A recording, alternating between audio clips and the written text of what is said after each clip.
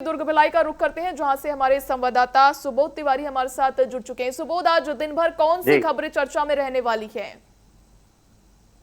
देखिए, अगर बात करेंगे आज के कल के निगम की कार्रवाई को लेकर, तो एक बड़ी बात सामने आई है। वैशाली नगर क्षेत्र में देखने को मिला है, जहां पर जोन 2 में कैलाश नगर जहां स्थित है, वहां एक कृष्णा फूड प्रोडक्ट नाम का एक आइसक्रीम फैक्ट्री था। जो जनरली होता है कि समर मैंने कि गर्मी के ऋतु में अक्सर बहुत जगह ऐसे आइसक्रीम और कुल्फी सेंटर खुल जाते हैं, और वहां पर किस तरह के आइसक्रीम खिलाए जाते हैं इस पर ध्यान नहीं दिया जाता। हालांकि एक शिकायत पर निगम के स्वास्थ्य विभाग की टीम वो कैलाश नगर पहुंचती है, जो कि कृष्णा फूड एंड प्रोडक्ट्स की जो कंपनी जिसके द्वारा आइसक्रीम और कुल्फी बेचा जाता है, तो वहां पर उन्होंने जो औचक निरीक्षण किया, मौके से उन्होंने 200 से भी ज्यादा ऐसी कुल्फियां जब्त की, जो कि कालातीत थी, यानी कि एक्सपायरी हो चुकी थी और सड़ी गली थी। इस अवस्था में वो डीप फ्रीजर में रखा गया था। इसका मतलब है कि डीप फ्रीजर में अगर सड़ी गली कोई आइसक्रीम या कुल्फी रखी है तो उसको रीयूज किया जा सके, ऐसा अंदेशा भी जताया जाता है। तो इसे लेकर हालांकि निगम के स्वास्थ्य अमले ने 25,000 रुपए का जुर्माना ठोका है, लेकिन ऐसा लगता है कि जो लोग हैं जो स्वास्थ्य के प्रति चिंतित होते हैं, उन्हें ऐसा लगता है कि यह जुर्माना काफी नहीं है। तालाबंदी की जानी चाहिए थी, क्योंकि यह केवल एक आइसक्रीम कंपनी के एक आइसक्रीम फैक्ट्री का ही की बात नहीं है, बल्कि आसपास और भी ऐसे आइसक्रीम सेंटर या प्यूरिफाइड वाटर बेचने का काम करते हैं, जहां पर मानक जो है जिस आधार पर पानी और आइसक्रीम का वितरण किया जाना चाहिए, बिक्री किया जाना चाहिए, वह नहीं किया जाता है। तो ऐसी स्थिति का सामना करने वाले लोगों के सेहत के साथ एक बड़ा खिलवाड़ हो सकता है। और हो सकता था कि अगर निगम का स्वास्थ्य मामला जो औचक निरीक्षण पे गया था और मौके पे इन्होंने इतनी सारी गलतियां देखी, इतने सारे जो बड़ी संख्या में कुल्फियां मिली, तो उसकी सूचना अगर वो खाद्य फूड एंड सेफ्टी डिपार्टमेंट को देते तो शायद उनकी तरफ से भी एक बड़ी कार्रवाई होती। हो सकता है ऐसी आइसक्रीम फैक्ट्री को संचालन करने से बंद कर दिया जाता, तालाबंदी की जा सकती थी। लेकिन निगम के स्वास्थ्य अमले ने मात्र 25,000 का जुर्माना ठोककर अपने कर्तव्यों, अपनी जिम्मेदारी की इतिश्री कर ली। कहीं ना कहीं यह आम लोगों के, आम जनता के सेहत के साथ खिलवाड़ है, क्योंकि जिस आइसक्रीम फैक्ट्री में इतनी बड़ी मात्रा में सड़े गले आइसक्रीम या कुल्फी मिलती है, तो वह बार बार ऐसा नहीं होगा, इसकी कोई गारंटी नहीं है।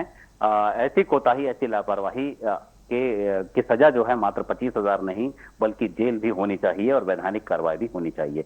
वहीं अगर बात करेंगे निगम क्षेत्र में ही गौशाला को लेकर एक बड़ी बात सामने आ रही थी। भिलाई निगम क्षेत्र के एक गौशाला जो कि भिलाई नगर रेलवे स्टेशन के ठीक पीछे स्थित है, ऐसा देखा जा रहा था कि कुछ कतिपय लोगों के द्वारा फेसबुक या इंस्टाग्राम पर इस तरह के वीडियो डाले जा रहे थे, पोस्ट किए जा रहे थे कि यह गौशाला जो है बिल्कुल बदहाल स्थिति में है, चारे की व्यवस्था नहीं है, गौवंश के लिए अच्छी सुविधाएं व्यवस्था नहीं है। तो और उसके बतौर वे लोगों को कहा जाता है ना कि वो इमोशनल ब्लैकमेलिंग करना, लोगों को बताना कि गौशाला की हालत खराब है तो मेरे अकाउंट पे पैसा जमा कर दीजिए। तो इस तरह की स्थिति देखने को मिली थी। इसी तारतम्य में निगम आयुक्त राजीव कुमार पांडे के द्वारा अपनी टीम के साथ मौके का निरीक्षण किया गया, गौशाला का निरीक्षण किया गया, और वहां पर पाया गया कि सारी व्यवस्थाएं दुरुस्त थी। 200 से 300 की संख्या में गौवंश हैं जिनकी देखभाल बड़े अच्छे तरीके से की जा रही है। वहां पर चिकित्सक और दवाइयां भी मौजूद हैं। बावजूद इसके कुछ कतिपय लोगों के द्वारा सोशल मीडिया अकाउंट के मार्फत इस तरह की अवैध वसूली भी की जा रही थी, जिसके खिलाफ हो सकता है निगम का अमला जो है बहुत जल्द एक बड़ी कार्रवाई करे, एक बड़ा रिपोर्ट दर्ज कराए। और बात करेंगे इसी के साथ ही अन्य खबरों को लेकर, तो जिस तरीके से देखा जा रहा है कि महापौर को ठेकेदार, यानी कि भिलाई नगर महापौर के बारे में बात कर रहा हूं, नीरज पाल के द्वारा एक मौका मुआयना किया गया। एक ठेकेदार के द्वारा एक सड़क बनाई जा रही थी, और उस सड़क की गुणवत्ता की जांच, क्योंकि बार बार शिकायत मिल रही थी, मीडिया में खबर भी आ रही थी, तो उस गुणवत्ता की जांच को लेकर जैसे ही महापौर पहुंचे और उन्हें मात्र एक लात सड़क को मारी, तो पूरा हिस्सा जो है वह भरभरा कर गिर गया।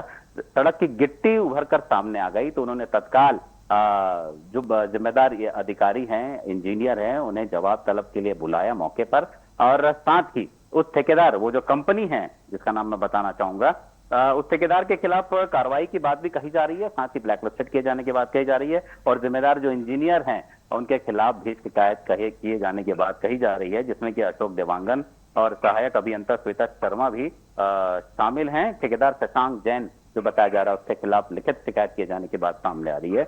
वहीं भिलाई नगर निगम के जोन 1 के अंतर्गत आने वाले कोसा नाला के बारे में बात करूं तो बहुत समय से इस नाले को लेकर, इस पर अतिक्रमण और अवैध कब्जों को लेकर चर्चा जो है चर्चाओं का बाजार गर्म था। बार बार कार्रवाई किए जाने की बात कही जा रही थी, बावजूद इसके सीमांकन के लिए अधिकारी नहीं पहुंचे। तब जब अधिकारी पहुंचे, सीमांकन किया, राय पटवारी और तमाम तहसीलदार जो है वहां पहुंचे थे, निगम का अमला भी पहुंचा था, तो पाया गया कि बड़ी नाले के एक बड़े हिस्से को मट्टी से पाट कर अवैध कब्जा कर वहां पर निर्माण किए जाने की बात सामने आ रही थी, जिसके खिलाफ अब बताया जा रहा है कि सीमांकन से जो स्थिति उभर कर सामने आई है, उसमें साफ साफ पता चल रहा है कि वो निगम की अपनी जमीन थी और नाले को टेढ़ा मेढ़ा करके मट्टी से पाट कर अवैध कब्जा कर अतिक्रमण कर निर्माण किए जाने की बात सामने आई। तो उनके खिलाफ भी एक बड़ी कार्रवाई देखने को मिल सकती है आने वाले समय में। भिलाई स्वास्थ्य सेंटर सेक्टर 9 के बारे में बड़ी खबर है मासी जी कि सेक्टर 9 हॉस्पिटल कभी मध्य एशिया का एक बड़ा चिकित्सालय हुआ करता था। यहाँ तमाम प्रदेश के जो मरीज हैं वो यहाँ पर आके इलाज कराते थे, भरोसे का हॉस्पिटल था। अब बताया जा रहा है कि भिलाई स्वास्थ्य संयंत्र लगातार अपनी सुविधाओं में कटौती करता रहा है। उसी तारतम्य में अब सेक्टर 9 हॉस्पिटल को भी निजी हाथों में सौंपने की प्रक्रिया चल रही है, जिसे लेकर दो कंपनियों ने रूसी की अभिव्यक्ति के तहत अपनी रुचि दिखाई है और मौका मुआयना किया जा रहा है, स्थल निरीक्षण किया जा रहा है, ताकि एक जो भी उसकी प्रक्रियाएं उसे पूरी की जा सके। लेकिन भिलाई वासियों के बारे में बात करें और भिलाई स्वास्थ्य संयंत्र सेल बीएसपी से जुड़े यूनियनों के बारे में बात करें तो वह सख्त इसके खिलाफ हैं। लगातार उनके द्वारा कई बार ऐसी बातें मीडिया में आई हैं, कही भी गई हैं, बयान भी आए हैं कि किसी भी तरीके से किसी भी स्थिति में सेक्टर 9 हॉस्पिटल को निजी हाथों में न सौंपा जाए, क्योंकि यहाँ पर भिलाई स्वास्थ्य संयंत्र कर्मी के अलावा इस क्षेत्र विशेष में रहने वाले लोगों के द्वारा भी निजी रूप से वहां पर इलाज कराया जाता है। तो कहीं ना कहीं एक बड़ा नुकसानदायक साबित होगा भिलाई वासियों के लिए। तो इस पर रोक लगाई जाए, बावजूद इसके भिलाई स्वास्थ्य संयंत्र प्रबंधन सेक्टर 9 हॉस्पिटल को निजी हाथों में सौंपने की तैयारी कर रहा है। मर्सी जी, चलिए बहुत शुक्रिया सुबोध जी जुड़ने के लिए।